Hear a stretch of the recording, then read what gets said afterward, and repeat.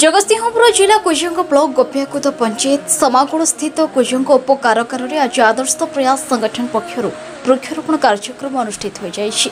तेबे यह वृक्षरोपण सप्ताह पालन उपलक्षे आदर्श प्रयास संगठन पक्षर कुजंग उप कारागार परिसर में विभिन्न किसमर फूल फल और औषधीय वृक्षरोपण करा सहित कारागार अंतेवासी को सचेतन करा।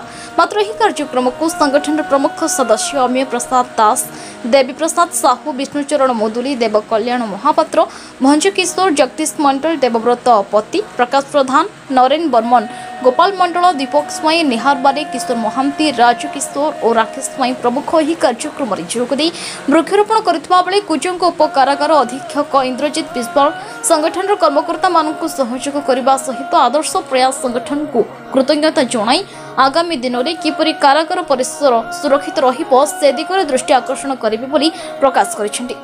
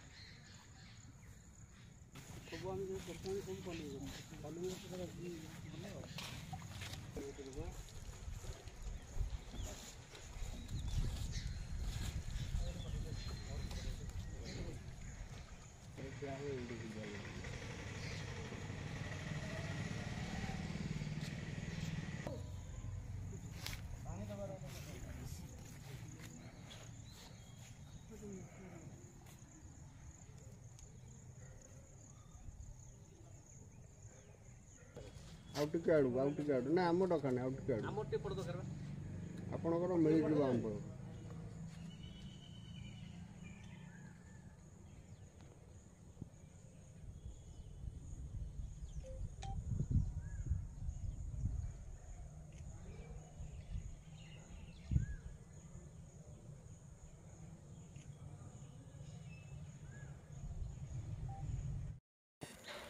मुझे इंद्रजित विश्वाल इंचार्ज जेल कम सुपरटेंडेंट उपकारागार कुजंग सब जेल। आज आपण उपकारागार परिसर में आज वृक्षरोपण कार्यक्रम अनुष्ठित आपण भी सामिल थे कौन कह वृक्ष कहीं रोपण देखु आजिकल समाज में वृक्ष हूँ आम बंधु। वृक्ष आमर जीवन कहले अत्युक्ति हेनी कारण आम वृक्ष ठारू अम्लजान पाचु जो थे आम बंची रहीचु। वृक्ष सहित आजिकल गोटे जो पिला गोटे जन्म हवा जमी जत्न दरकार वृक्ष आम गोटे जदि लगेबू से भाया जत्न सहकार जदि लगेबू आ समाज प्रति मंगलदायक तथा आमर परिवेश को सुरक्षा करिवारे से अत्यंत सहायक। तेणु वृक्ष रोपण करने नित्यांत आवश्यक आम प्रत्येक मनीषर। आज आमर कुजंग उपकारागार को पारादीपर आदर्श प्रयास स्वेच्छासेवी अनुष्ठान तंकर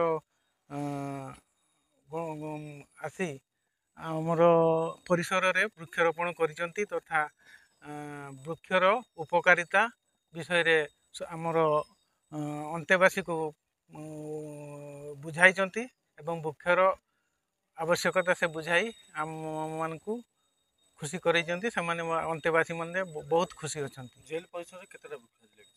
जेल परिसर में पाखापाखि 50टी गछ लगी। अमीय प्रसाद दास सभापति आदर्श प्रयास।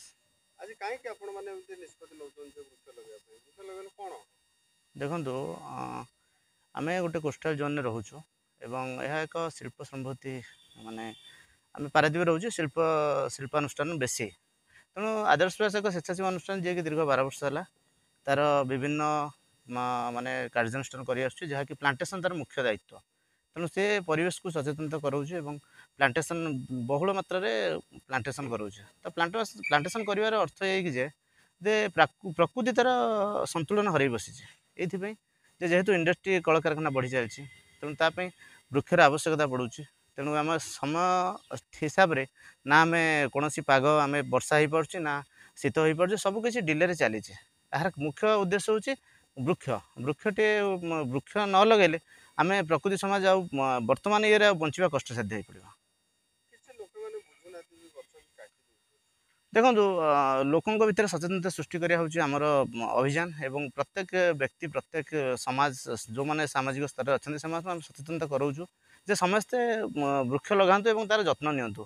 तो यह एक मेसेज समस्त मध्य आज आम उपकारागार पहुँचु कुजुआंगे सेठी आम अंतेवासी सहित मिसिक भितर 2टी गछ और बाउंड्री कैंपस भितर आम 50टी गछ लगेचु तो से एक सचेतनता बार्ता दीचु से निज घरे निज इठू गलापर कि गोटे शिक्षण जिन शिखी जातु जे से भी समस्त को बुझातु और निजे निजे प्लांटेसन करूँ समाज को एक मेसेज दिंतु ताद्वारा लोक जापर जे एमाने भी कारागार रहीकि भी समाज प्रति किसी एम कर्तव्य कर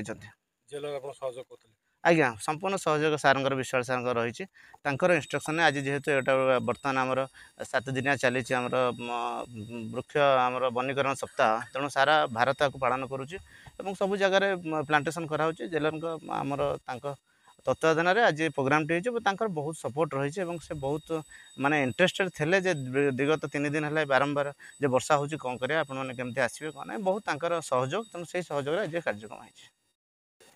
डॉक्टर अटल Kumar Das legal aid PLV आज ଆପଣଙ୍କ ଉପକାରାଗାର ଅଛି ସମାବେଳ ସେଠି ଆଜି କିଛି ସମାଜସେବୀଙ୍କ ପକ୍ଷରୁ ବୃକ୍ଷରୋପଣ କରାଯାଇଛି ୟାକୁ ଆପଣ କେମିତି କଣ ମୁଁ ତ ନିଜେ ଏଥିରେ ସହଯୋଗ କରିଛି ଏବଂ ମୁଁ ଧନ୍ୟବାଦ ଦେବି ଆମ ଉପକାରାଗାରର ଯେ ଆମର ସୁପରିଟେଣ୍ଡେଣ୍ଟ ଅଛନ୍ତି ବିଶଳ ବାବୁ ଏବଂ ଡେପୁଟି ସୁପରିଟେଣ୍ଡେଣ୍ଟ ପରିଡ଼ା ବାବୁ ଷ୍ଟାଫ୍ମାନଙ୍କୁ କାରଣ ମୋତେ ଆଜି ଏଠି ମଧ୍ୟ ଭାଗ ନେବାକୁ ପଡ଼ିଥିଲା ଏବଂ ମୁଁ ମଧ୍ୟ ବୃକ୍ଷରୋପଣ କରିଛି। ତେଣୁ ये जेल तो नुह ये हूँ आमर गोटे सुधार गृह यार परिवेश ये भाव में अच्छी जहाँफल कि या जेल कहुपर ना कैद मैंने बहुत भले था तेणु सुपरिटेडेंट और डेपुटी सुपरिटेडेंट जो परिवेश को नजर रखी कार्य पारादीपरू देवाशीष पाणी को रिपोर्ट न्यूज उपांत खबर।